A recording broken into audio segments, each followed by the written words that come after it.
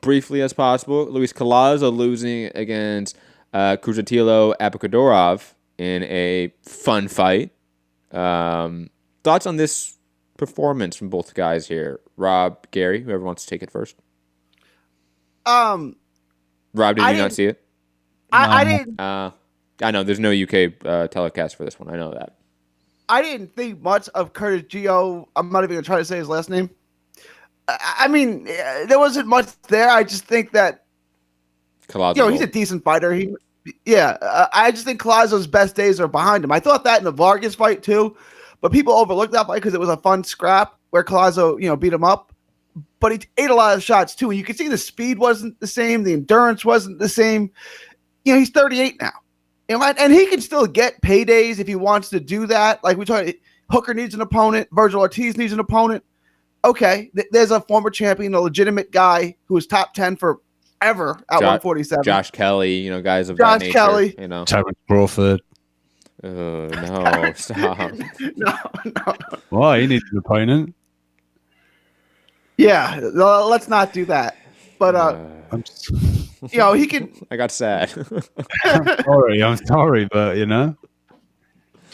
name another one. He lost. He's not gonna look. And honestly, this was an IBF eliminator. Like Apokadorov could go off and fight Earl Spence and lose. He's better than Ocampo. All right, we can get a better. And they were. He is. He's better than. Oh, absolutely no.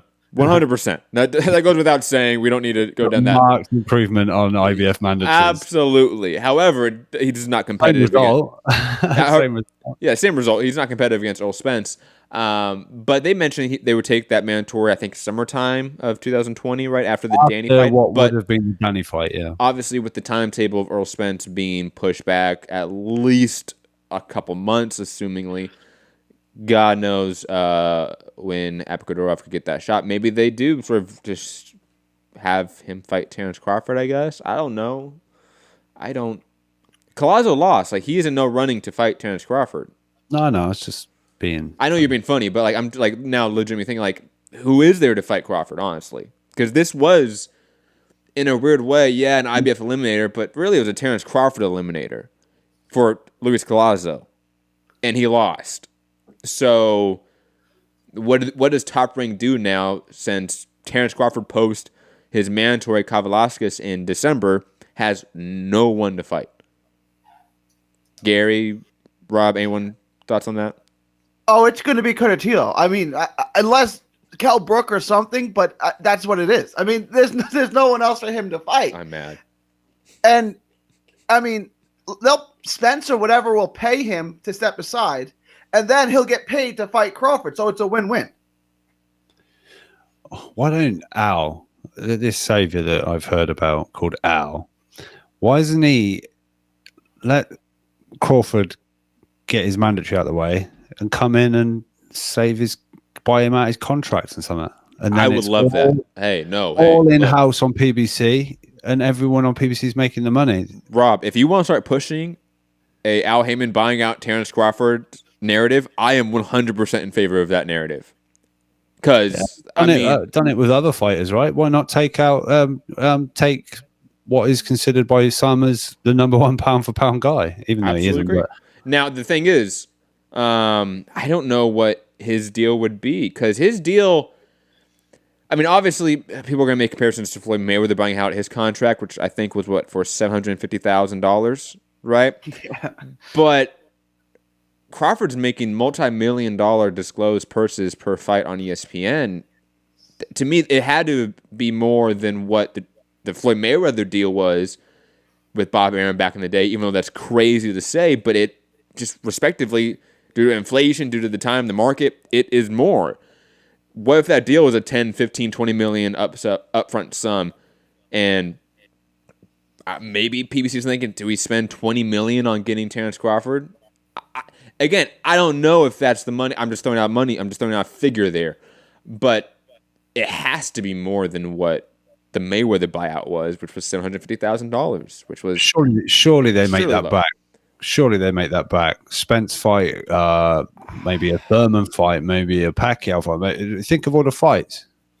I mean, like I said, I'm going to have an article coming out soon talking about the market and this bubble that might burst. And in large part, that's a concern that this increase in overall expenditures on fighters, on just overall the content of boxing, when you aren't getting the return, it's a long-term issue.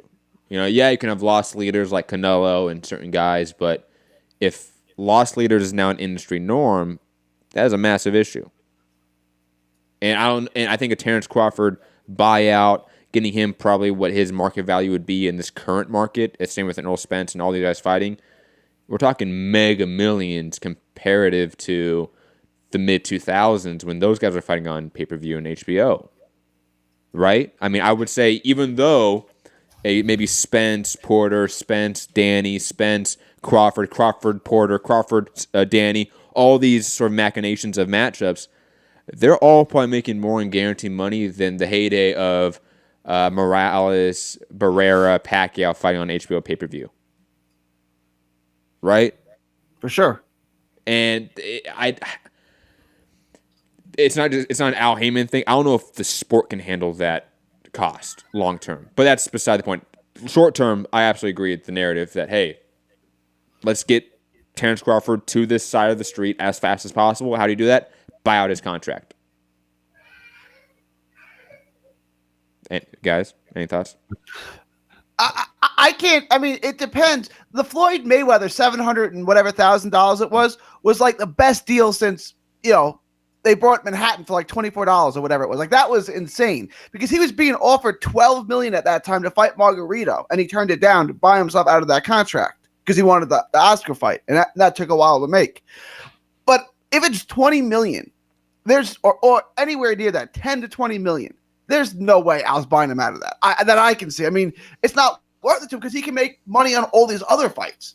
So why would I put up $10 million to make a slightly better fight? You know what I'm saying? It's not worth the risk to me. And on top of that, it's not like he's just the buyout and he's done paying Crawford. Like, he's still got to pay him. Pay him for each one of those fights coming up against the Spence, the Porters, the Garcias, which he's going to be asking for a lot, which he would deserve in this current market environment. And again, sort of tapping into how much money it could be, he does have a long-term deal with Top Rank. So you add all those fights up, how much money it is, it's going to be a lot. I'm just curious if they ever go down that road, what information we could find out, because I'm just interested in, obviously, those type of business maneuvers. But guys, digressing from the lack of real options for Terence Crawford, which we got off from the Abakadorov-Collazo fight, any other thoughts on the undercard?